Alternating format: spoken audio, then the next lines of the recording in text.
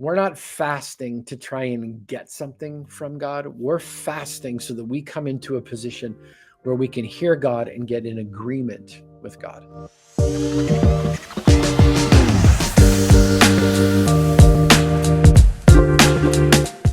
Sydney asks, is fasting essential to get through breakthroughs, both spiritually and physically? Can you get through breakthrough without fasting? Can you have a breakthrough without fasting? Or is fasting required? Great question. So fasting in and of itself is a beautiful spiritual discipline or practice that God has created for us.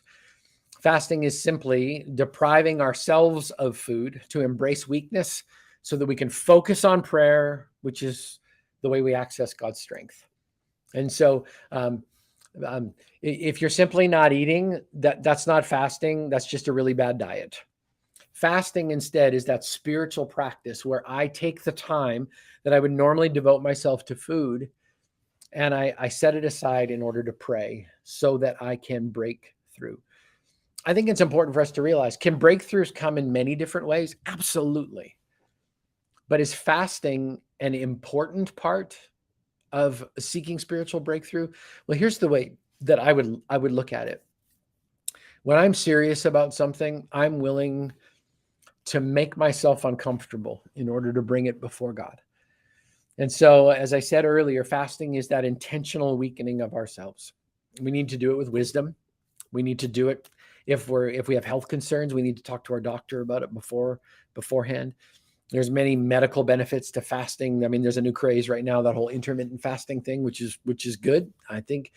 But the spiritual discipline of itself is that when we truly want to press into God, that we would fast in order to get that breakthrough. But I think here's the important part for all of us.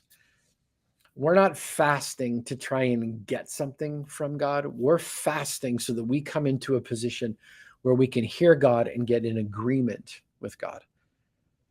This isn't about trying to manipulate him. This isn't about trying to put pressure on him.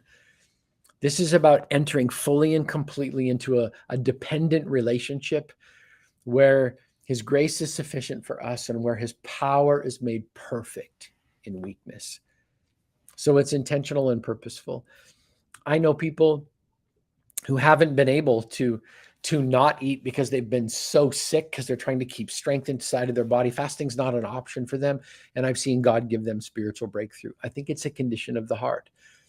But for those of us who are able-bodied and can move in that direction, what a beautiful discipline or practice to be able to wrap our heads and our hearts around and say, God, I want you to know how desperately I want this.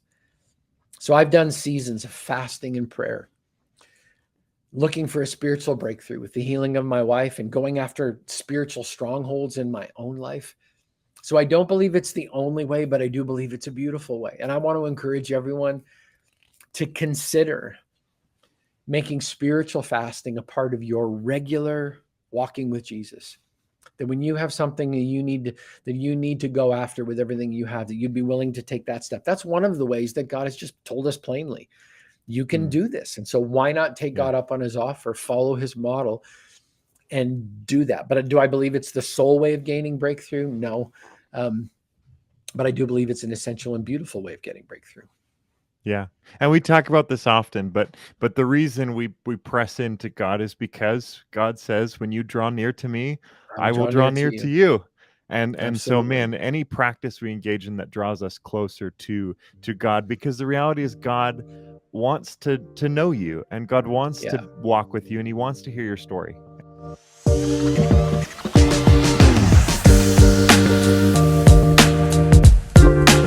Thank you so much for watching this response. If you have another pressing question, we want you to click below on the Q&A tool that we call AskJesus.net.